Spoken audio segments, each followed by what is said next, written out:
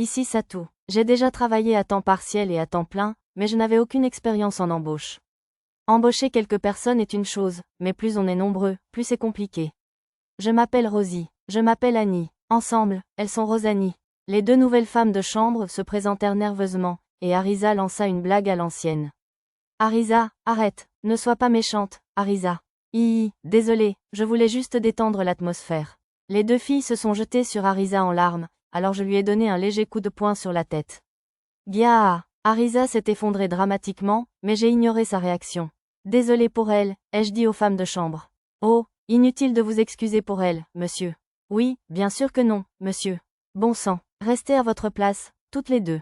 Mademoiselle Mitteruna frappa les filles à la tête avec ses phalanges. Vous l'appellerez Dame Arisa, ou Maîtresse Arisa, et vous appellerez Sœur Chevalier, jeune maître. Oui, Mademoiselle Mitteruna. Cette réponse leur valut une nouvelle tape sur la tête. Et vous m'appellerez, Madame. Oui, Madame. Mademoiselle Mitteruna semblait être une patronne plutôt sévère. Regardant par la porte, les autres jeunes servantes lancèrent un regard compatissant à Rosie et Annie. Bref, j'ai hâte de travailler avec vous, dis-je d'un ton léger. Oui, jeune maître, nous apprendrons à cuisiner de délicieux plats avec Lulu, enfin, avec Dame Lulu. Oui, je deviendrai une cuisinière presque aussi douée que Dame Lulu. Les nouvelles servantes serrèrent les poings avec passion. Super, j'ai hâte de déguster vos plats. Lulu, prenez bien soin d'elle, d'accord? Oui, maître. Je me sentais mal de déléguer le travail à Lulu, mais elle semblait tout aussi enthousiaste. Qu'avez-vous fait depuis cet après-midi? Pendant le dîner, j'ai demandé aux filles comment s'était passée leur journée. On s'entraînait? On s'est entraîné à se balancer et à esquiver des pierres dans un champ, monsieur. Tama et Pochi agitèrent leurs fourches et leur queue avec enthousiasme en répondant. Ne vous inquiétez pas, maître. J'ai veillé à ce qu'elles dissimulent leurs compétences rares comme lame magique et clignement des yeux. Sur ce, Lisa les gronda doucement pour leur bonne manière. En leur jetant un coup d'œil, j'ai vu que Tama et Pochi me regardaient avec impatience, alors je les ai félicités pour leur excellent travail. On travaillera encore plus dur demain, monsieur. Ah oui, elle semblait impatiente d'y aller, mais j'aurais aimé qu'elle joue aussi de temps en temps. Après être allée chercher Rosanie, j'ai créé un uniforme pour les enfants de l'orphelinat. Des shorts, ajouta fièrement Arisa. Pourquoi me regardes-tu comme si tu avais fait le plus dur? Mia et moi sommes allés choisir des instruments pour l'orphelinat, je vous assure. Des harpes et des xylophones. Ils n'avaient pas de piano? J'avais l'impression qu'un orphelinat devrait avoir un piano ou un orgue, comme une classe de musique de maternelle ou d'école primaire. Mia pencha la tête. Peut-être qu'il n'y a pas de piano en ce monde? Suggéra Arisa. Effectivement, je n'ai rien trouvé de tel dans mon dépôt. À bien y penser, je n'avais pas vu d'instruments ressemblant à des pianos chez les nobles pendant mon marathon de thé à la capitale. Pour une raison que j'ignore, le mot orgue m'a tout de suite fait penser à quelque chose. Un orgue à tuyaux, rien de moins. Il était mentionné dans les notes que j'avais récupérées à la sombre vente aux enchères de l'ancienne capitale. Cependant, elle n'en décrivait que vaguement le mécanisme et ne comportait aucun schéma détaillé. Malheureusement, il serait impossible d'en fabriquer un avec si peu d'informations. J'aurais aimé qu'ils incluent un guide pour la fabrication d'un piano classique. Waouh, alors tu t'es lié d'amitié avec les servantes du château du vice-roi, Lulu? Ah oui, elles étaient toutes très gentilles. Lulu était d'habitude très convenable, mais elle prenait un air de grande sœur décontractée lorsqu'elle discutait avec Arisa. Comment étaient leurs uniformes? Des robes normales avec un tablier, je crois. Les yeux d'Arisa brillaient. Il faudra qu'on fasse la promotion des tenues de servantes ici aussi. Vous n'êtes pas d'accord, maître? Je suppose que oui. Tant qu'on y est, je vais aussi lancer de nouvelles tendances en matière de soutien-gorge et de sous-vêtements. Mais ne pète pas les plombs. Je ne voulais pas qu'Arisa provoque une révolution culturelle. Même si j'avoue que je préférerais des sous-vêtements plus modernes à ceux, peu sexy, qu'on porte ici. Êtes-vous bien certaine que je puisse choisir le personnel moi-même? Oui, bien sûr. Le lendemain, après la soupe populaire du matin, j'étais au salon du manoir pour rencontrer une dame âgée que mademoiselle Mitteruna m'avait présentée. Elle passait un entretien pour le poste de directrice de notre nouvel orphelinat privé. Notre conversation a révélé qu'elle était calme et cultivée, et semblait exempte de préjugés, car elle ne montrait aucune réaction face aux demi-humains Tama et Pochi. Je l'ai donc embauchée sur le champ. Je lui confiais maintenant le recrutement du reste du personnel de l'orphelinat. C'est une lourde responsabilité. Ce n'est pas grave, je suis sûre que vous pouvez y arriver. J'ai tenté d'apaiser les inquiétudes du nouveau directeur, qui semblait un peu dépassé. Mais me laisser déterminer le budget et les pratiques de recrutement est tellement. Ne vous inquiétez pas, vous tiendrez les registres obligatoires dans un registre, il y aura des audits, et nous viendrons en observation plusieurs fois par an. Arisa intervint à côté de moi, telle une secrétaire compétente. Pour une raison inconnue, elle portait des lunettes triangulaires attachées à une petite chaîne et un classeur rempli de dossiers, ressemblant un peu à une cosplayeuse. Audit et observation? Oui, c'est une pratique courante chez moi. Le directeur parut mal à l'aise. Ne vous méprenez pas, nous ne prenons pas ces mesures par méfiance ou par doute. Alors à quoi servent-elles? Nous vous faisons confiance, voyez-vous, directeur. Arisa avait l'air sérieuse, mais ceux qui ne vous connaissent pas pourraient ne pas vous connaître. Nous prenons donc ces mesures pour prouver à l'extérieur de l'orphelinat qu'il n'y a pas de malversation à l'intérieur. Je vois, elle n'avait fait que reformuler la même information, mais la directrice sembla accepter l'explication d'Arisa. Bon, en attendant la fin des travaux, je vais chercher des employés permanents et quelques ouvriers subalternes.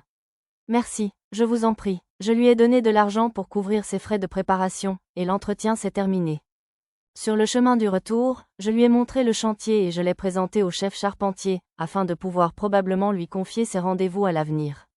Il n'y avait pas beaucoup d'enfants aujourd'hui. Le lendemain, en rentrant de la soupe populaire, Arisa fit cette remarque. C'est probablement à cause de lui. Vous pensez la même chose, maître? Pour une raison inconnue, le noble vêtu de vert était venu aider à la soupe populaire aujourd'hui. Il s'était contenté de rester dans la salle des professeurs et de sourire aux gens, mais certains enfants avaient eu l'air dégoûtés et étaient rentrés chez eux en le voyant. Son sourire effrayant et son maquillage les avaient probablement effrayés. Vous êtes proche de ce type, maître? Demanda Lulu. Non, je préférerais plutôt l'éviter. On devrait le chasser, alors.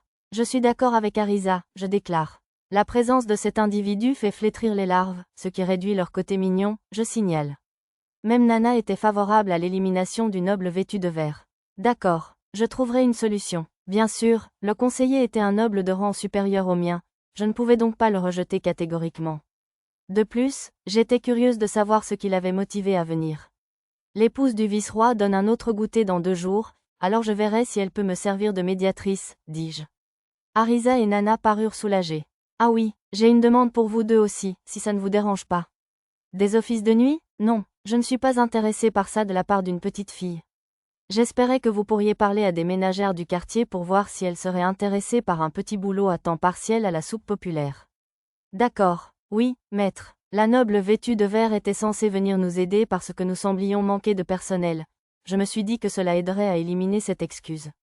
Combien devrions-nous embaucher? Voyons voir. On peut probablement payer environ 3 pièces de cuivre par personne et par jour, alors peut-être 5. Non, de quoi remplir la salle du personnel à ras-bord, ce serait encore mieux. Ah oui, je dirais qu'on pourrait aller jusqu'à 15, alors. Sur ce, Arisa et Nana quittèrent le manoir. Des projets? Laisse-moi réfléchir. Comme Mia voulait donner un coup de main, je réfléchis un instant.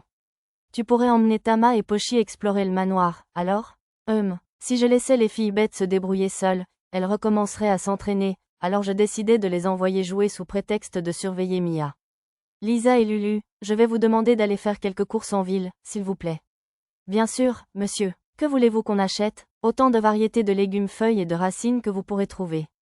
Si vous pouviez aussi vous renseigner sur les prix du marché, j'apprécierais. Je voulais me renseigner sur les réserves de nourriture pour l'orphelinat et la soupe populaire. J'ai tendu à Lisa une bourse remplie de pièces de cuivre. Vous pouvez aussi vous acheter à manger, si vous voulez. Quoi? Mais, juste pour découvrir d'autres saveurs. Si tu veux être un meilleur cuisinier, tu dois te renseigner sur la cuisine et les épices locales.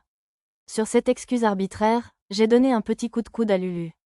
Si je ne leur donnais pas de bonnes raisons, les modestes Lulu et Lisa ne dépenseraient jamais d'argent pour elles-mêmes. Si cela ne tenait qu'à moi, je les laisserais faire les courses et dîner autant qu'elles le voudraient. Oh, je sais, pourriez-vous vous renseigner sur des plats de viande et des légumes? Comme vous voulez, monsieur. Lisa avait l'air sérieuse, mais sa voix était un peu plus aiguë que d'habitude. J'ai fait semblant de ne pas remarquer que sa queue aux écailles oranges frappait le sol avec excitation. Une fois toutes les deux parties joyeusement, je me suis dirigée vers le bureau pour me téléporter au manoir du Lierre. Le Lilil, comment allez-vous? J'étais venue au manoir du Lierre pour voir comment allaient les filles mortellement blessées dans l'incendie. Elles dorment encore, monsieur.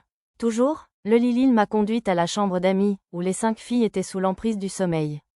Oui, j'ai utilisé le sort de magie de la maison, poudre de somnifère, pour que les bruits extérieurs ne les réveillent pas. Voilà un sort tout droit sorti d'un conte de fées. Dois-je les réveiller, monsieur? Non, j'ai des affaires à régler d'abord. Le Lilil et moi sommes allés au laboratoire du sous-sol. Je voulais fabriquer un masque pour mon identité de Kuro. Bien sûr, ce ne serait pas un masque au sens littéral du terme. Il serait inutile de cacher mon visage avec un masque similaire à celui de Nanashi le héros sous un autre faux nom. J'ai donc pensé fabriquer un masque magique de déguisement avec les informations que j'avais trouvées en soignant Tifalisa et Nero. Le Lilil, remplis un réservoir de culture de liquide, s'il te plaît. Bien sûr, monsieur. Le Lilil s'est empressé de préparer le tout pendant que je préparais l'équipement conformément aux instructions du stockage. Seigneur Satou, pourriez-vous me demander ce que vous fabriquez aujourd'hui? Le Lilil était d'une politesse étrange ces derniers temps. Un masque vivant pour déguisement. C'était le genre de masque qu'on pouvait retirer, comme ceux qu'on voit souvent dans les romans policiers. Les elfes avaient aussi une recette pour un outil magique appelé déguisement de visage, mais il semblait difficile à fabriquer, et mon sort de magie de lumière, illusion, pouvait faire la même chose. J'avais donc choisi la solution la plus simple cette fois-ci. Un déguisement aussi cliché avait aussi un certain charme. Aujourd'hui, je prévoyais de confectionner un déguisement pour Kuro et un autre à porter sous le masque de Nanashi. Ce dernier devait tromper quiconque soupçonnerait que j'étais Nanashi en lui donnant des traits différents. Seigneur Satou, il y a eu un changement dans le réservoir de culture. Une pellicule blanche s'était formée à l'intérieur pour servir de base au masque de déguisement. C'est difficile. C'est comme essayer de créer une texture de visage dans un logiciel de 3D. En murmurant, je réalisais que je n'avais pas forcément besoin d'utiliser les paramètres de la machine. J'utilisais plutôt main magique pour modeler le masque comme si je sculptais de l'argile. Je devrais peut-être donner un visage de femme à Nanashi? Je pensais automatiquement à mes amis et connaissances, mais je ne devais pas utiliser le visage d'une vraie personne comme base. Cela lui causerait des ennuis si je me retrouvais à porter son visage en tant que Nanashi le héros. Non, je devais utiliser le visage de quelqu'un qui n'existe absolument pas en ce monde. J'ai donc basé le visage de Nanashi sur celui d'une connaissance de mon ancien monde, quelqu'un que je connaissais suffisamment bien pour l'imaginer, même si je ne l'avais pas vu depuis longtemps. Oups, je l'ai peut-être fait un peu trop joli.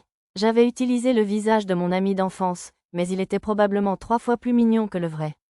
Enfin, ça irait sans doute bien pour le visage de Nanashi. Je vais donner à Kuro un visage d'homme. Puisque c'était censé être un déguisement, peut-être devrais-je créer un visage super macho qui ne ressemble pas au mien? J'ai imaginé une star de film d'action hollywoodien pour le deuxième masque. Les personnages importants doivent avoir des traits distinctifs. C'est ce que Monsieur Tubb, le directeur planificateur de mon travail dans mon monde d'origine, criait toujours au concepteur. Il disait qu'il était plus facile pour les acteurs de se souvenir des personnages s'il avait des traits distinctifs. Des traits distinctifs, hein. J'ai décidé de revenir à de vieux clichés, comme l'hétérochromie et une cicatrice sur une joue. Peut-être que je lui donnerai une couleur inhabituelle aux cheveux et aux sourcils? En marmonnant tout haut, j'ai imaginé un déguisement plutôt réussi, aussi artificiel qu'un maquillage à effets spéciaux de film. Tant qu'à faire, j'ai utilisé les cheveux coupés à Tifalisa pour faire une perruque blanche. Puis j'ai fabriqué des lentilles de contact rouge et bleu en vert coloré, ce qui m'a donné un look proche des lunettes 3D classiques. Très bien, c'est assez distinctif. En l'essayant, j'ai trouvé le résultat plutôt réussi. J'ai ensuite fabriqué un masque de mascarade pour couvrir la moitié supérieure de mon visage, en veillant à ce que la cicatrice sur la joue soit toujours visible en dessous. Ainsi, au lieu de montrer le visage entier dès le départ, de simples aperçus sous le masque donneraient déjà l'impression que je suis quelqu'un d'autre que Satou. Les gens imagineraient alors déjà un autre visage en le voyant. Cependant, en regardant le résultat dans le miroir, j'ai senti quelque chose d'anormal. C'est plutôt différent de ce que font les gens de ce pays, n'est-ce pas? A demandé le Lilil. Oui, c'est inspiré d'un personnage de mon pays. Je fronçai les sourcils, cherchant la cause de cette étrangeté. Peut-être aurais-je besoin d'une taille plus grande et de larges épaules? J'étais plutôt mince pour un homme, donc mon corps ne correspondait pas au visage d'un acteur étranger. Bon, des épaulettes et des chaussures à plateforme de 15 cm devraient compenser. J'avais donc opté pour le style par défaut de Kuro. Déguisé en Kuro, je me suis dit que je calquerais ma voix et ma personnalité sur un assassin que l'acteur en question avait incarné. Si je me souvenais bien, c'était un personnage brusque et arrogant. C'était un peu plus basique que prévu, mais je pourrais toujours demander conseil à l'experte en cosplay Arisa plus tard. En consultant mon journal, j'ai découvert que j'avais acquis de nouvelles compétences et de nouveaux titres. Plus grand que compétences acquises, mascarade, plus grand que titre acquis. Homme mystérieux, titre acquis, maître du déguisement. Il semblait un peu tard pour la compétence mascarade, à ce stade, mais la fabrication des masques devait être ce qui satisfaisait aux exigences. Quoi qu'il en soit, elle serait probablement utile, alors j'y ai mis le maximum de points de compétence et l'ai activée immédiatement. Maintenant, le Lilil. Une fois que j'eus fini de m'habiller en Kuro, je décidai d'aller voir comment allaient les victimes de brûlures, puisque c'était pour cela que j'étais venu au manoir Ivy. Tout de suite, monsieur. Réveillez-vous Kakuzei. Le Lilil brisa le sort de magie de la maison, et les filles se réveillèrent aussitôt. Où sommes-nous? Que s'est-il passé? Il y avait un incendie. Ne était-ce pas? Les filles se tapotèrent le visage et regardèrent sous leurs vêtements, vérifiant si leur peau était brûlée. Seuls Nehru, la rousse, et Tifalisa, la belle aux cheveux argentés, restèrent immobiles, fixant le plafond d'un air absent sans prendre la peine de vérifier leur corps, gravement brûlés. Leurs yeux semblaient vitreux, comme s'ils avaient renoncé à la vie. Je peux voir? Finalement, Tifalisa leva lentement la main et la plaça sur son œil droit. La lumière commença lentement à revenir sur son visage. Que se passe-t-il? Regarde par toi-même. Je plaçai un miroir à main devant elle. Elles semblèrent réticentes un instant, puis leurs yeux s'écarquillèrent en voyant leur reflet. Après s'être caressé les cheveux et le visage, elles écartèrent rapidement les couvertures qui les recouvraient et se déshabillèrent. Magnifique. Même si j'étais habituée à voir la beauté incomparable de Lulu, j'étais subjuguée par leur peau nue et immaculée. Mon cœur appartenait déjà à Misaas dans la forêt de Bolénan, mais si c'était avant de la rencontrer, et que Tifalisa avait été un peu plus âgée, j'aurais peut-être craqué pour elle en une seconde. Tifa? Nehru fixa Tifalisa, stupéfait, alors je lui tendis un autre miroir. Pas question. Tu me dis que tes brûlures ont cicatrisé comme ça? La jeune rousse, Nehru, parlait avec une surprenante expression de voyou. Une partie de ses cheveux se dressait sur son front, comme pour exprimer sa surprise. Sur un personnage d'anime, généralement un personnage à l'esprit lent, on appellerait ça un aoj. En tout cas, ça lui allait terriblement bien. Waouh, tu te moques de moi. Mon corps est guéri aussi, tu sais. Se débarrassant de ses vêtements, elle s'exclama, stupéfaite, en regardant sa propre peau. Pourquoi as-tu besoin de tout enlever? Tandis que Nehru, nu comme un cerf, scrutait chaque centimètre carré de son corps à la recherche de brûlures, je me retournai et détournai le regard. Malheureusement, cela me permit de voir Tifalisa, elle aussi nue. La chair était nue partout où je posais mon regard, alors je décidai d'attendre dans le couloir qu'elle se détende. Calmez-vous, bon sang, s'il vous plaît. Au bout d'un moment, j'entendis le Lilil crier dans la pièce. Elle devait en avoir assez d'attendre. Combien de temps allez-vous faire attendre le seigneur Kuro, après qu'il ait utilisé toutes ces précieuses potions pour soigner vos pauvres culs? Oh, jeune fille. Heureusement, elle semblait avoir pensé à m'appeler Kuro devant ces jeunes femmes. Dès que le Lilil m'appela, je revins dans la pièce. Pour une raison inconnue, les filles étaient toutes prostrées par terre. Merci beaucoup, seigneur Kuro. Bon, je suppose que le Lilil avait mentionné que j'avais soigné tout le monde. Vous vous sentez bien, mesdames? Les filles levèrent toute la tête et hochèrent la tête avec frénésie. Ton maître semble mort. Si tu as un endroit où rentrer, je t'y emmène. À ces mots, elles échangèrent un regard, mais ne répondirent pas. Techniquement, les esclaves étant considérés comme des biens ici, les plus proches parents de leur maître pouvaient avoir le droit d'en hériter, mais après avoir frôlé la mort, je doutais qu'il y ait une quelconque punition pour les avoir libérés. Bien sûr, si quelqu'un se présentait pour les réclamer, je le rembourserais moi-même. Qu'est-ce qui ne va pas?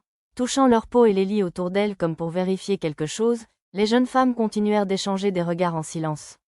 Finalement, l'une d'elles rassembla son courage à deux mains et cria « J'ai la compétence, analyse, monsieur. Permettez-moi d'être votre esclave. Je vous promets de vous être utile. Je n'ai que la compétence, couture, mais je ferai tout ce que vous voudrez. Faites de moi votre esclave, s'il vous plaît. Je sais lire et écrire. Je sais aussi faire des maths. Alors, permettez-moi de vous servir, maître. » Les deux autres filles imitèrent l'exemple et me demandèrent de les prendre pour esclaves. Elles cherchent toutes désespérément à abuser de votre bon vouloir, monsieur. Aux commentaires méprisants de le Lilil, je compris leur raisonnement. Je compatissais à leur situation difficile et je serais ravie de les aider à se remettre sur pied en tant que roturière, mais je n'avais certainement pas besoin d'esclaves supplémentaires. S'il vous plaît, maître. Je n'ai pas besoin d'esclaves. À ces mots, les trois filles baissèrent la tête. Vous n'allez pas mendier, mesdemoiselles. Jeune fille, esclave ou pas, seigneur Kuro, je jure que je vous rembourserai pour m'avoir soignée. À en juger par sa réaction dramatique à la guérison de ses brûlures, j'avais deviné que les brûlures de Nehru étaient antérieures au récent incendie. Je sais que mon visage et mon corps ne sont pas si bien, alors je ne sais pas si je pourrais vous satisfaire pour les services de la nuit, mais je peux faire de la magie quotidienne, vous savez. Je vous jure que je vous serai utile. La magie quotidienne est vraiment pratique. Le niveau de Nehru était à un seul chiffre, ce qui signifiait qu'elle n'avait probablement pas beaucoup de capacités magiques, mais elle pouvait sûrement gagner sa vie sans devenir l'esclave de qui que ce soit. Moi aussi, j'étais secrétaire au château du comté de l'Esso. Mes seules compétences sont héraldique et ordre des noms, donc ça ne me servira peut-être pas à grand-chose, mais je me chargerai volontiers du classement et de la comptabilité. Je promets de travailler 3 fois plus dur que quiconque. Tifalisa avait l'air d'une véritable accro au travail. Mais surtout, la compétence, ordre des noms. Un timing parfait. Elle pourrait m'aider sur 2 ou 3 points. Tifalisa, c'est ça? J'ai un peu de travail pour toi, en fait. J'enverrai le Lilil te chercher et je t'emmènerai dans ma chambre privée plus tard. Oh oui, monsieur. Tifalisa hocha la tête nerveusement. C'est le visage, n'est-ce pas? Grommela Nero doucement. Elle était à côté de la plaque, cependant. Mon seul intérêt était que Tifalisa utilise sa compétence, ordre des noms, pour donner des pseudonymes à des choses.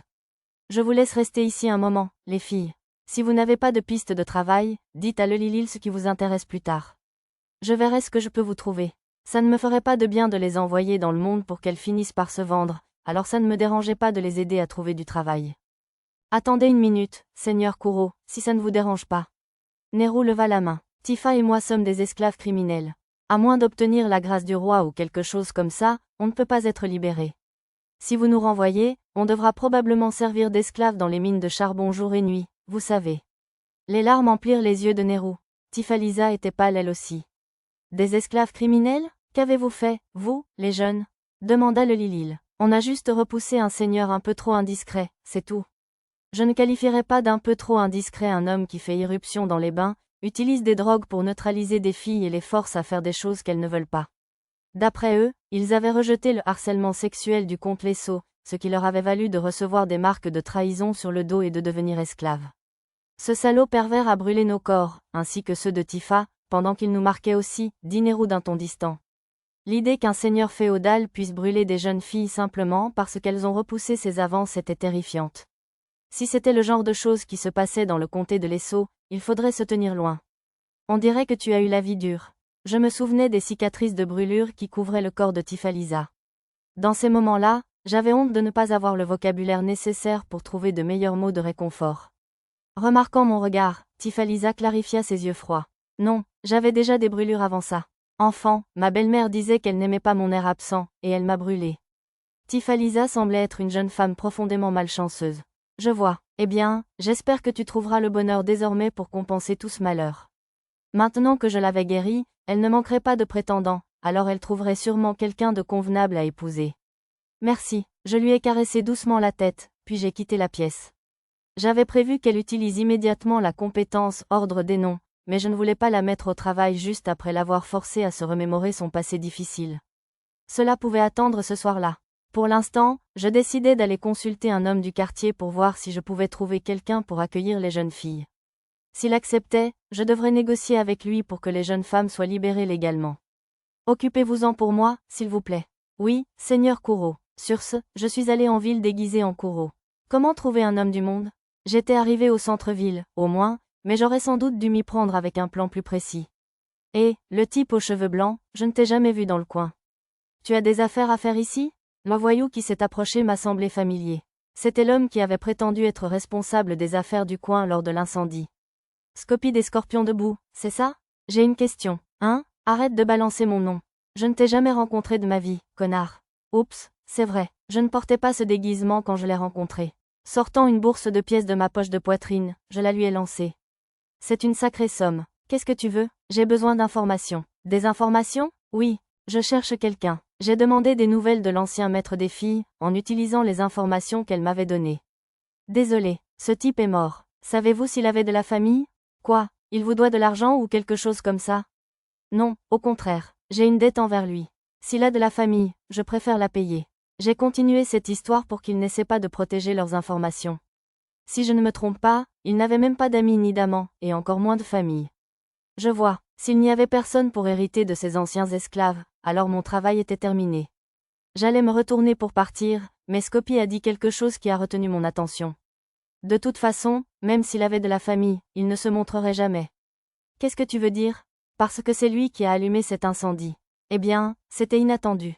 Je croyais que c'était un marchand d'esclaves? Techniquement, il tenait une épicerie. Mais en réalité, c'était juste un imbécile qui n'avait Dieu que pour l'argent.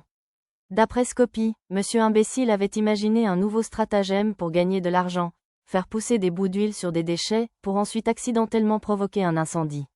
La théorie était solide, mais tenter de le faire dans un centre-ville rempli de bâtiments facilement inflammables témoignait d'un manque de prévoyance. Bon, c'est pour ses funérailles. Donne le reste aux familles des autres victimes de l'incendie, d'accord? Je sortis un sac d'une 50aine de pièces d'or de la boîte à objets et le lançai à Scopie. Techniquement, je n'avais aucune raison de donner de l'argent à la place de monsieur imbécile, mais j'avais l'impression de lui avoir volé les esclaves, alors je donnai une somme équivalente à leur valeur. Comme je ne faisais cela que pour mon propre plaisir, je n'avais pas vraiment l'intention de vérifier si Scopie avait bien distribué l'argent comme je l'avais demandé. Regardant à l'intérieur du sac, Scopie émit un léger sifflement. Au revoir. Sans plus attendre, j'ai quitté les lieux. On a beaucoup exploré aujourd'hui, monsieur. Et on a fait des dessins? Pendant que nous mangions notre repas de viande et de pommes de terre, Tama, Pochi et Mia m'ont raconté leur exploration des environs. Tama avait même réalisé une sorte de carte touristique des environs. Son art était devenu encore meilleur qu'avant, comparable à celui d'une professionnelle. C'est très bien. Bravo, Tama. Nii. Voir Tama se faire tapoter la tête sembla éveiller l'esprit de compétition de Pochi. Elle se mit à fouiller dans le paquet de fées accroché à sa chaise. Je vous ai apporté ceci et cela, monsieur. Elle en sortit un assortiment de glands insolites, de jolies pierres, etc., et les aligna sur la table. Pochi, on est en plein repas. Vous pourrez distribuer des cadeaux après. Oui, monsieur. Sur les gentilles remontrances de Lisa, Pochi remit les objets dans son sac à contre-cœur. La nourriture est importante, monsieur. Oui, oui. Pochi et Tama, leurs chères fourchettes et cuillères à la main, se sont attaqués au repas.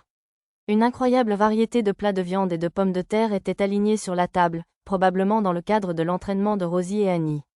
Hormis la variante au konjac, ils avaient tous été préparés avec des ingrédients provenant directement de Labyrinth City. Parmi eux, du bœuf s'est livré à acheter au ranch voisin, il y en avait donc assez pour satisfaire même les filles bêtes carnivores. Miam. Une fois que les filles bêtes eurent mangé toute la viande pour elles, Mia grignota joyeusement pommes de terre, carottes et konjac. Elle semblait avoir plus faim que d'habitude aujourd'hui, peut-être à cause de toutes ces explorations avec Pochi et Tama. Tu t'es bien amusée aussi, Mia? Concert. Mia jouait de la musique au bord d'un lac, et un groupe de grand-mères et de grands-pères sont venus écouter, monsieur. On nous a donné des encas? En consultant la carte, j'ai découvert un petit réservoir près des terres agricoles, probablement l'endroit en question. On aurait dit qu'ils s'étaient liés d'amitié avec des habitants du coin en plus de leurs explorations. Et toi, Lulu, as-tu trouvé des ingrédients intéressants? Oh oui, Lulu hocha la tête avec un sourire éclatant. J'ai essayé de l'utiliser pour notre dessert. Dessert, c'est avéré être du yaourt garni de quelque chose qui ressemblait à des raisins secs. Ce sont des dattes? Arisa les a identifiées d'une seule bouchée. On les appelle des dattes? Le marchand les appelait natsumeyashi. Dans les deux cas, les dattes sont le fruit du natsumeyashi. La douceur des dattes se mariait bien avec le yaourt légèrement acidulé. Elle serait probablement aussi délicieuse crue ou en encas avec de l'alcool. De toute évidence, les dattes étaient difficiles à trouver ici, car les explorateurs avaient tendance à les acheter malgré leur prix élevé. De plus, ils n'étaient livrés que par des gens du désert qui traversaient un désert à l'ouest de Labyrinth City pour les vendre, ils n'étaient donc sur le marché que quelques fois par mois.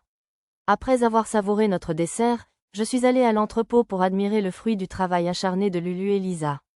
Il y avait aussi plein de légumes originaux. Lulu avait acheté des choses comme des carottes blanches et des racines de lotus violet. Il y avait plein de restaurants qui vendaient des légumes sautés avec des pousses d'ail et de la ciboulette. Et plein de plats de viande aussi. Ensuite, elles m'ont montré la viande qu'elles avaient achetée. C'est vraiment très varié. On n'a même pas acheté toutes les options disponibles. Lulu affichait une expression incrédule. Apparemment, il y avait un choix assez large de viande à Labyrinth City. Sato, miasme. Mia tira sur ma manche. Tu as raison. Effectivement, il y avait du miasme collé à la viande que Lulu et Lisa avaient achetée. Je l'avais aussi vu sur les encas vendus sur les stands de la ville. Les bouchers de Labyrinth City ne semblaient pas particulièrement inquiets des miasmes. Quoi? Oh non, on a acheté quelque chose de dangereux? Je suis vraiment désolée, maître. On a sélectionné les produits les plus délicieux lors de nos dégustations, alors je n'ai jamais soupçonné une telle chose. Non, ce n'est pas grave. J'ai rassuré Lulu paniquée et Lisa, qui s'est excusée. Ça aurait pu avoir des effets secondaires si on en avait continué à manger longtemps, mais en général, ça ne concerne que les malades ou les faibles. Si tant de gens à Labyrinth City étaient intoxiqués au miasme, c'était peut-être parce que la viande du monstre n'avait pas été correctement purifiée. Il serait peut-être bon d'en parler à la femme du vice-roi lors du prochain goûter. Est-ce que les miasmes rendent ça savoureux, monsieur? Vraiment? Pochi et Tama lançaient un regard interrogateur à Lisa. Lisa semblait perplexe. Je n'en suis pas certain, mais toutes ces viandes étaient vraiment délicieuses. Je suppose que je n'avais jamais réfléchi à la question de savoir si cela affectait le goût. On va essayer, d'accord? J'ai coupé 2 tranches de 5 viandes différentes, J'ai utilisé une pierre sacrée pour en retirer les miasmes de la moitié et je les ai grillés avec un ustensile de cuisine magique. Ils auraient été meilleurs cuits au charbon de bois, mais la préparation aurait été pénible, alors j'ai opté pour la facilité. Ça sent bon? La viande est toujours la meilleure, monsieur. Tama et Pochi étaient sans doute encore repus du dîner, mais l'odeur de la viande qui cuisait les faisait baver. Je pourrais leur donner de la viande sans miasme plus tard, me suis-je dit. Attendez, monsieur. Alors que j'allais mettre la viande dans ma bouche, Pochi m'a arrêté. Avait-elle tellement envie d'en manger? Poison? Il faut qu'on s'assure que vous êtes en sécurité, monsieur. Tama et Pochi ont hoché la tête sérieusement. Les miasmes ne sont pas vraiment du poison, mais... Bon, d'accord. Je vais vous demander de le tester pour moi, alors.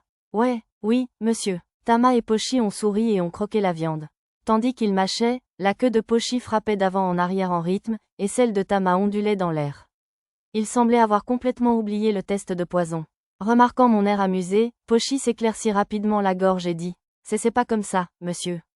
Bon, on sait que c'est sans danger maintenant, grâce à votre noble sacrifice, alors pourquoi ne pas y goûter tous ensemble? J'ai commencé à griller suffisamment de viande pour tout le monde. Je pourrais toujours purifier le miasme après. Tant que je le faisais avant que la viande ne commence à digérer, ça ne devrait pas poser de problème. Quant au goût, il me semble presque identique. Vraiment? Celui avec miasme est un peu plus coriace, et j'y perçois une note d'amertume, presque. Je ne voyais pas la différence, mais notre chef Lulu, elle, la voyait. Amer mais puissant? C'est un peu coriace, mais j'ai l'impression que ça me rend plus fort, monsieur. Je ne ressens aucune amertume, mais je sens une certaine puissance monter en moi, comme l'a dit Pochi. Les filles bêtes avaient chacune leur préférence. Waouh, ça augmente vraiment mes stats. En vérifiant son propre statut, Arisa confirma les soupçons des filles bêtes. Vraiment? Ouais, pas autant que le renforcement corporel, par magie ou une compétence, mais quand même, c'est bien là. Bon, ce n'était pas meilleur, et l'augmentation de puissance semblait minime, alors ça ne valait probablement pas la peine de risquer le danger d'en manger. Lors du festival de la baleine frite dans la vieille capitale, je me suis souvenu qu'Arisa avait dit que sa force et son endurance avaient temporairement augmenté de 10% après l'avoir mangé. Pour ce qui est d'augmenter mes stats, la viande de baleine pourrait être la solution. J'ai utilisé une pierre sacrée pour purifier le miasme du reste de la viande, puis j'ai mis le tout au réfrigérateur pour le manger le lendemain soir. Bien sûr, j'ai aussi demandé à tous ceux qui avaient mangé la viande miasmatique de se tenir debout sous la lumière bleue d'une pierre sacrée après. Arisa, as-tu pu embaucher les employés à temps partiel? Après avoir retrouvé Mia et Nana et nous être retirés au salon pour nous détendre, j'ai demandé à Arisa comment s'était passée sa chasse aux employés. Ouais, j'en ai embauché plein. 17 personnes pour 2 pièces de cuivre chacune. C'était plus que prévu, mais ce n'était pas un problème. Notre voisine a dit qu'elle pouvait faire des annonces et rassembler les gens, alors j'ai pensé qu'on pourrait lui donner une grosse pièce de cuivre. D'accord, ça me va. Ce serait bien d'avoir quelqu'un d'autre pour s'occuper de tout. Maître, Nana trottina vers moi. J'ai reçu des informations sur la production de larves par les ménagères, je vous assure. J'ai un mauvais pressentiment. D'après mes recherches, ça implique de partager un lit nu. Pas question. Interdit. Nana commença à relever le bas de sa robe, mais Arisa et Mia la saisirent par les bras en un éclair. Grâce aux efforts du dieu de fer, je ne vis qu'un aperçu de son ventre. Pourquoi interviens-tu? Je m'enquière. Tu ne dois pas faire ça avant le mariage. C'est honteux, tu sais. Tu n'es pas marié à Satou, donc tu ne dois pas avoir d'enfant avec lui. Compris? Tu comprends, n'est-ce pas? Alors pas de séduction, d'accord? Tu dois me le promettre. Mia était dans un tel état qu'elle se lança dans une de ses rares et longues diatribes. Maître, vous ne voulez pas que je porte votre enfant? Je m'enquière. Le visage de Nana était impassible comme toujours, mais sa voix avait pris une intonation étrangement sexy. C'était une question difficile à répondre. Je ne l'aurais jamais imaginé comme quelqu'un avec qui avoir des enfants, mais même Nana serait blessée si je disais cela aussi brutalement, alors j'ai dû trouver une meilleure formulation. J'ai la priorité, et Lulu a la priorité avant moi. Oh, Arisa, monsieur, fiancé, approuvé par les parents. L'intervention d'Arisa fit rougir Lulu, et Mia plissa les yeux en signe d'opposition. Tama aussi? Pochi aussi, monsieur. Tama et Pochi se joignirent à la conversation, mais elles ne comprenaient probablement pas vraiment ce qui se passait. Je décidai de profiter de cette diversion pour changer délicatement de sujet. Mamie, ce n'est pas nécessaire. Il y aura bientôt plein d'enfants à l'orphelinat. Maître, combien de jours est-ce que c'est? Assez tôt. Je demande. Nana mordit à l'hameçon. Eh bien, la construction sera terminée dans environ un trimestre, 10 jours. Donc j'imagine que nous commencerons à accueillir les enfants quelques jours plus tard. Sur ce, Nana resta stupéfaite. Apparemment, l'attente était plus longue que prévu. Ne vous inquiétez pas, ils seront là avant que vous ne vous en rendiez compte. Oui, maître, Je tapota l'épaule de Nana pour la réconforter, puis dis à tout le monde de prendre un bain. Oh, et vous, maître? J'ai encore des affaires à régler, alors je vais me nettoyer avec la magie quotidienne. Oh, ignorant la déception d'Arisa, je me dirigeais vers le bureau. C'est un peu plus tard que prévu.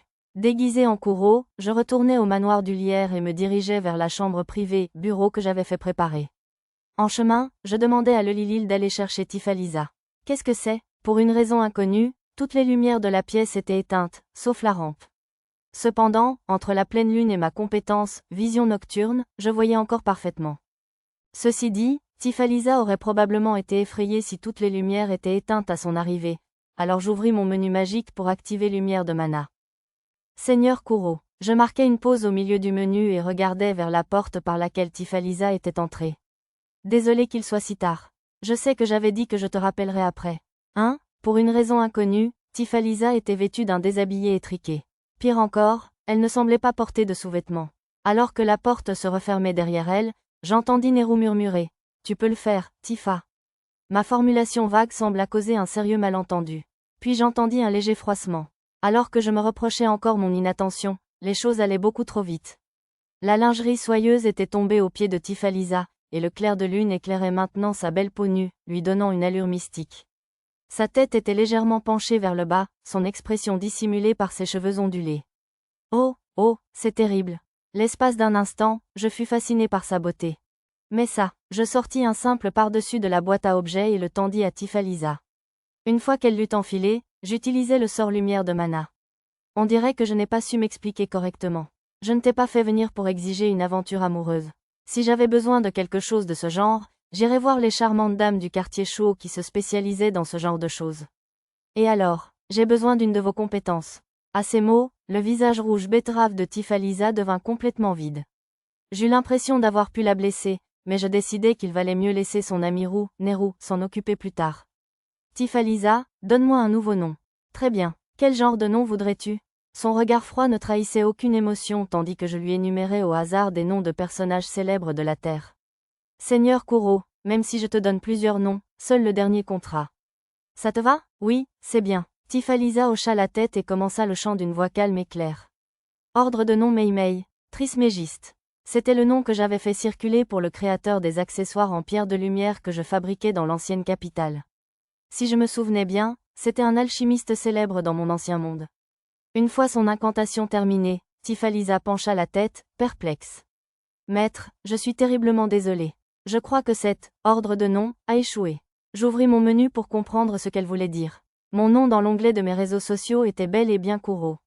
En consultant la liste des options de cet onglet et de mon statut, je constatais que Trismégiste avait bel et bien été ajouté. Je n'ai jamais vu cela se produire auparavant, mais j'ai entendu des rumeurs selon lesquelles si l'on reçoit un nom de quelqu'un de particulièrement puissant, il est impossible de le remplacer par la suite. Ignorant que sa compétence avait de toute façon fait ce dont j'avais besoin, Tifalisa expliqua pourquoi son ordre de nom avait échoué. Dans ce cas, ce devait être parce que le nom Kuro m'avait été donné par le puissant dragon noir à cheveux longs. Ce n'est pas grave si ça échoue. Donnez-moi le nom suivant, s'il vous plaît. C'est très bien, si c'est ce que vous souhaitez. Elle semblait vouloir protester, mais son sang-froid revint vite et elle continua avec ordre des noms. Une fois le troisième nom terminé, elle commençait à manquer de magie. J'ai donc utilisé le sort de magie pratique transfert de mana pour lui en fournir jusqu'à ce qu'elle m'ait donné une dizaine de noms différents. En plus des noms importants comme Aristote et Héphaïstos, j'ai aussi inclus des noms banals comme Akindo et Kaya, adaptés des mots japonais pour marchands et forgerons. Merci, je suis ravi d'avoir pu vous être utile. Malgré sa réponse affirmative, Tifalisa semblait étourdie. Fatiguée? Non, je peux continuer. Le cycle, ordre des noms, et les transferts de mana avaient probablement été épuisants. Je l'ai renvoyée dans sa chambre pour se reposer, en la prévenant de n'en parler à personne. Tifa, tu as déjà fini? Neru devait l'attendre à l'extérieur de la pièce. J'entendis sa voix inquiète. À en juger par le nombre de lumières sur mon radar, les autres filles étaient là aussi. Waouh, t'as l'air crevé. Tu te foutais de ce genre de jeu de rôle là-dedans? Visiblement, Neru se trompait encore. Tu crois vraiment qu'on en aurait fini si c'était ce qu'on faisait? Même si je ne pus m'empêcher de lever les yeux au ciel, je l'admirais d'avoir attendu dans le couloir sombre pour m'assurer que son ami allait bien. Cependant, cette admiration s'évapora rapidement. Bon, à mon tour. Neru entra dans la pièce à moitié nue, alors je la fis pivoter à la porte et la renvoyai aussitôt. Oh, j'ai compris. C'est le jeu de la négligence, hein? Je ne sais pas. Je suis encore novice. Ce genre de trucs avancés, c'est peut-être trop pour moi. L'ignorant, je me dirigeais vers le miroir de téléportation. Seigneur Kuro, si une seule ne te suffit pas, prends-nous toutes les 4. Neru et les 3 autres filles firent irruption sans même frapper à la porte cette fois. J'étais sur le point de me frapper le front de frustration, mais je réussis à résister, car cela ne correspondait pas à l'image de Kuro. Oh, je sais, comme je l'ai déjà dit à Tifalisa, je n'ai aucune intention d'exiger de vous des aventures amoureuses. Allez, mec, je t'offre. Plus importante encore, j'ai quelque chose à vous demander. Neru commença à dire quelque chose d'absurde, alors je la coupai vivement. Habillez-vous et retrouvez-moi au salon. Oh oui, monsieur. Les 4 filles semblaient étrangement déçues, mais je les contournais et me dirigeais vers le salon. Elles s'y rassemblèrent rapidement et je leur demandais ce qui s'était passé lorsque l'incendie s'était déclaré. On nourrissait les créatures du sous-sol quand les bouts d'huile se sont soudainement déchaînés. Normalement, elles étaient très calmes, mais soudain, elles se sont mises à s'agiter et à s'échapper de leur seau. C'était la fille aux maths et la fille à la couture. Les slimes d'huile étaient montés à l'étage et avaient pris feu, piégeant les filles au sous-sol. Seigneur Kuro, Neru cria mon nom et sauta sur ses pieds. Juste avant que ces deux-là n'arrivent en courant, j'ai vu un étrange slime rose, vous savez. Ah oui, ça vous a vraiment énervé. La fille, Analyse, hocha la tête. À bien y penser, le slime du bâtiment où je les avais sauvés avait un cœur rose inhabituel. D'après les filles, les slimes d'huile étaient normalement ocre. Avez-vous vu des personnes suspectes ou quelqu'un faire quelque chose d'étrange? Les jeunes femmes se regardèrent. Tous ceux qui traînaient là étaient suspects, vous savez. Les autres filles acquiescèrent toutes d'un signe de tête, comme Neru. Je ne sais pas si c'est suspect, mais, dit Tifalisa avec hésitation. Un homme d'âge mûr tout de vert venait rendre visite à notre maître de temps en temps. Ah oui, le type qui disait toujours, bien sûr, bien sûr. Eh bien, c'était inattendu. En fait, j'y croyais. Si c'était une série policière, je vous garantis que ce personnage serait une fausse piste. Vous savez ce qu'il faisait là? Les filles échangèrent un nouveau regard. D'après ce qu'elles pouvaient en déduire, elles dirent qu'il était juste arrivé et avait eu des conversations amicales et futiles avec leur maître. D'après ces informations, on aurait presque dit qu'elles étaient amies, mais Tifalisa et les autres affirmèrent que ce n'était pas du tout le cas. Et était-il là le jour de l'incendie? Non, il n'est pas venu une seule fois. Je l'ai vu. Tifalisa interrompit la fille d'Analyse. Il n'est pas venu voir notre maître, mais je l'ai vu par la fenêtre, se promenant près de notre bâtiment. Quand était-ce? Peu avant que Neru ne se mette à crier qu'elle avait vu une substance visqueuse rose. Mentalement, je commençais à classer les témoignages des filles par ordre chronologique. Le noble vêtu de vert avait parfois rendu visite à leur maître et discuté avec lui. Peu après que Tifalisa eut aperçu le noble vêtu de vert, Neru découvrit la vase rose. Les vases d'huile, habituellement dociles, s'étaient déchaînés et s'étaient échappés. Les vases d'huile avaient pris feu, provoquant l'immense incendie. Voilà qui résumait à peu près tout. Ma logique arbitraire aurait conclu que, le noble vêtu de vert a posé la vase rose sur les vases d'huile pour les faire dérailler et déclencher l'incendie, mais ce n'était probablement pas ça. Je ne voyais aucune raison pour que le noble vêtu de vert déclenche un tel incendie, et même s'il l'avait voulu, il aurait probablement envoyé un subalterne pour le faire. Si j'étais le protagoniste d'un roman policier, j'irais probablement l'interroger sur les raisons de sa présence sur les lieux de l'incendie, mais je ne voulais pas fourrer mon nez là où il ne fallait pas. Bien sûr, si l'occasion se présentait, je lui poserais 1 ou 2 questions, mais il n'y avait rien à gagner, si ce n'est à satisfaire ma propre curiosité. Comme toujours, il vaut mieux laisser dormir les chats qui dorment. C'est vraiment très occupé aujourd'hui. Entre le pouvoir des ménagères et la taille imposante de notre personnel, le noble vêtu de vert ne put cette fois-ci accéder à la zone réservée au personnel de la soupe populaire et dut se tenir à l'écart et marmonner. Bonjour, Seigneur Poputema, Sire Pendragon. Bonjour, vraiment. Je le contournais et le saluais d'un sourire. Je m'en vais inspecter les lieux de l'incendie. Voulez-vous venir avec moi, Seigneur Poputema? Êtes-vous certain de devoir quitter la soupe populaire, vraiment? Oui, avec autant d'aide, inutile d'avoir un noble comme moi. J'avais décidé de sous-entendre avec tact que son aide était également inutile et de l'attirer hors de la zone en me sacrifiant. Au moins, maintenant, les enfants pourraient venir sans crainte. Ils reconstruisent plus vite que prévu. De nombreuses maisons s'étaient effondrées sous l'effet du mortier inflammable, mais plus de la moitié avaient conservé leur structure de base. Nous marchions le long de la route, veillant à ne pas gêner les ouvriers noircis par la suie dans leur travail. À la vue de nos habits de nobles, certains froncèrent les sourcils, voire crachèrent par terre. Loin de les réprimander, le noble vêtu de vert sourit, comme s'il savourait pleinement la scène. Comme d'habitude, ces expressions disparates le rendaient difficile à déchiffrer. Beaucoup de toits sont encore brûlés, en effet. Effectivement, La plupart des maisons n'avaient toujours pas de toit, probablement parce qu'il fallait du temps pour sécher l'herbe nécessaire à la couverture. Il ne pleuvait généralement pas à Labyrinth City, mais les vents d'ouest charriaient souvent du sable depuis les montagnes. Un toit était donc indispensable. Après avoir observé ainsi un moment, le noble vêtu de vert s'arrêta et regarda l'un des bâtiments intacts. Beaucoup de maisons par ici sont brûlées, mais celle-ci semble bel et bien intacte.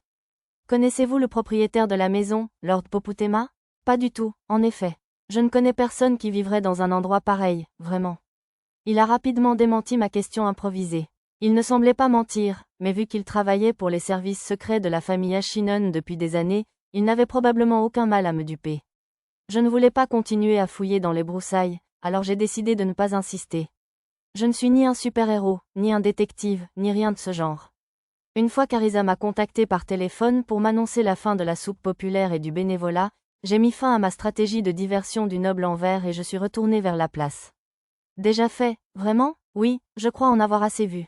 Alors je vais retourner au domaine du vice-roi, moi aussi, vraiment. Se séparer du noble en vert fut un soulagement en m'éloignant.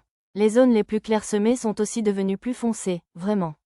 Cette sphère rose et moelleuse était vraiment merveilleuse.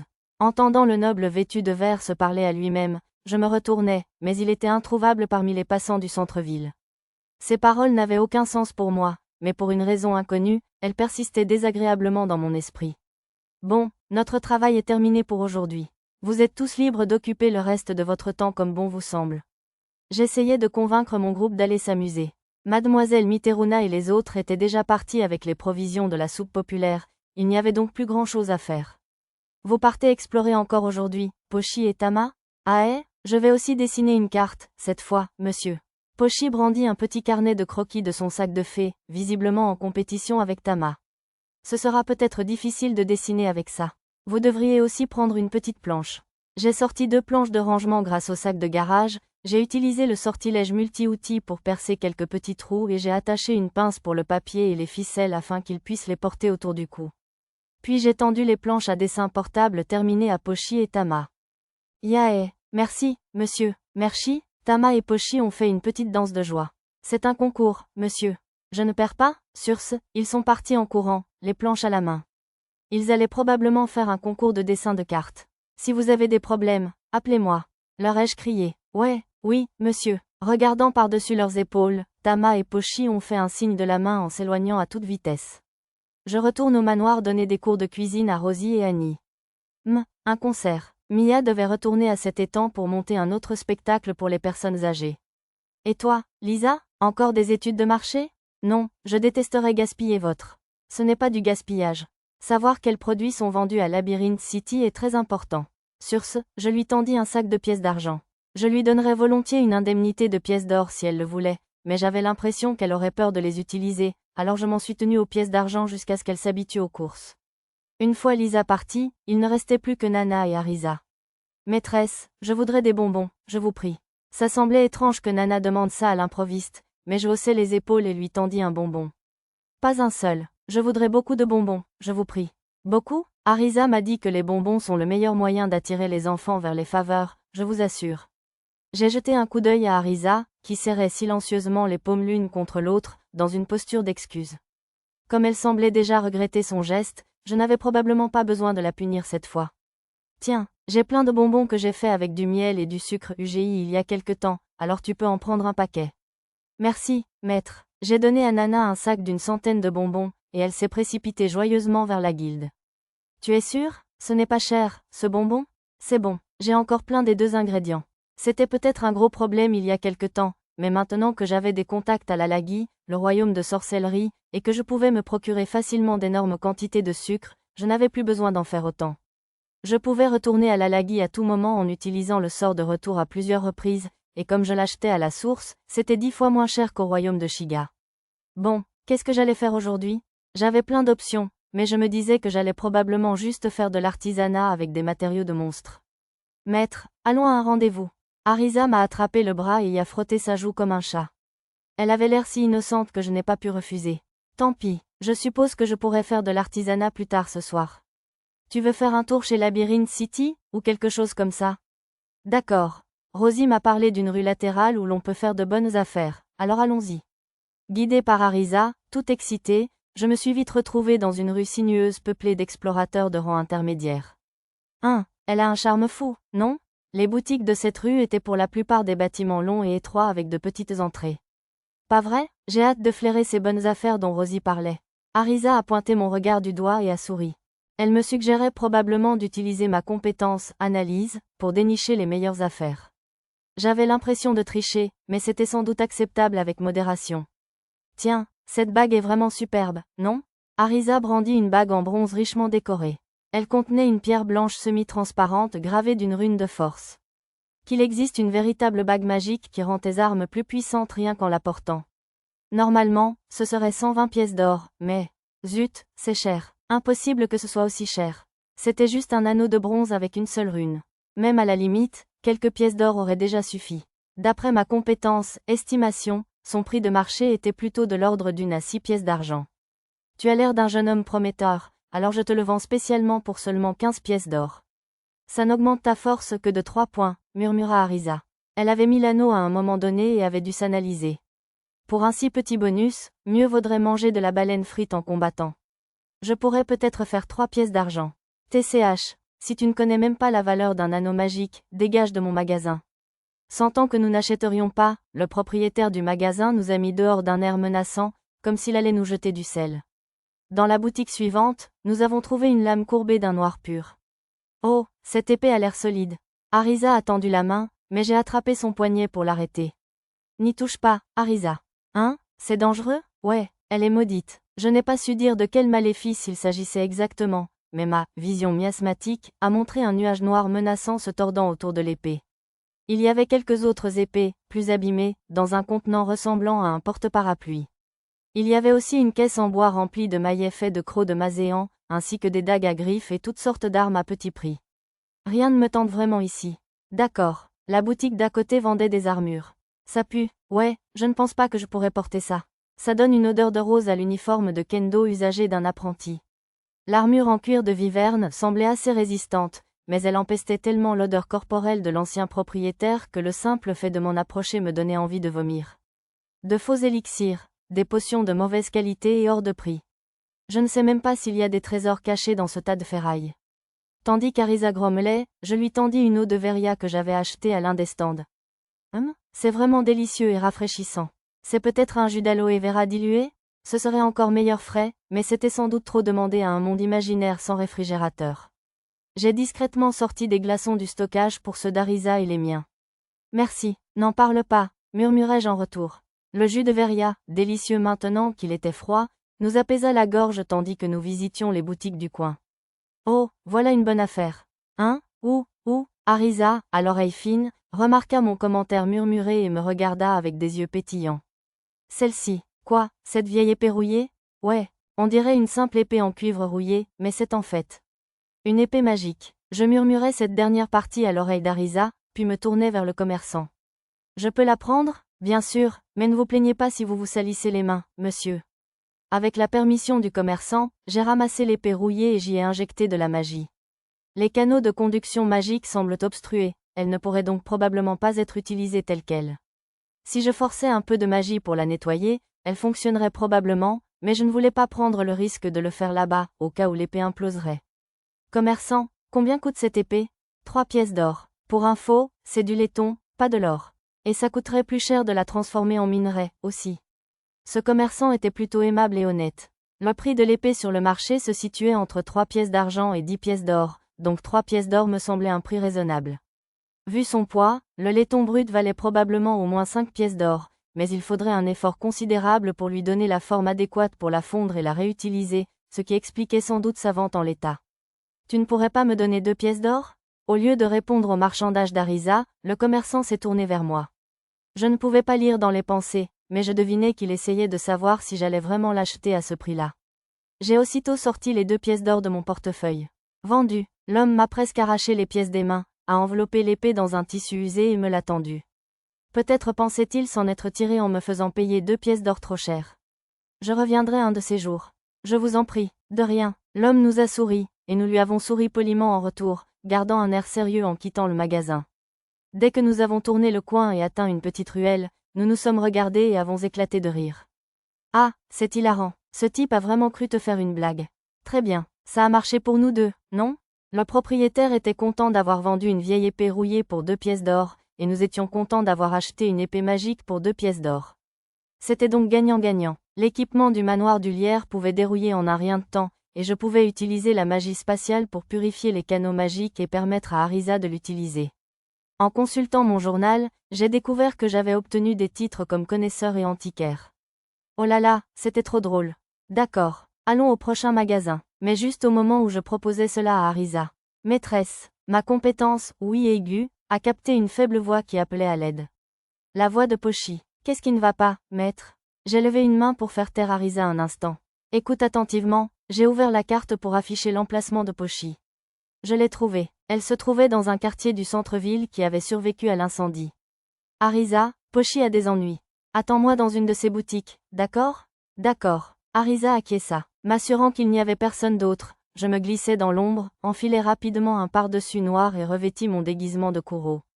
C'est Pochi. À l'aide, je m'élançai dans le ciel à toute vitesse et utilisai « course éclair » pour me diriger vers la voie aussi vite que possible.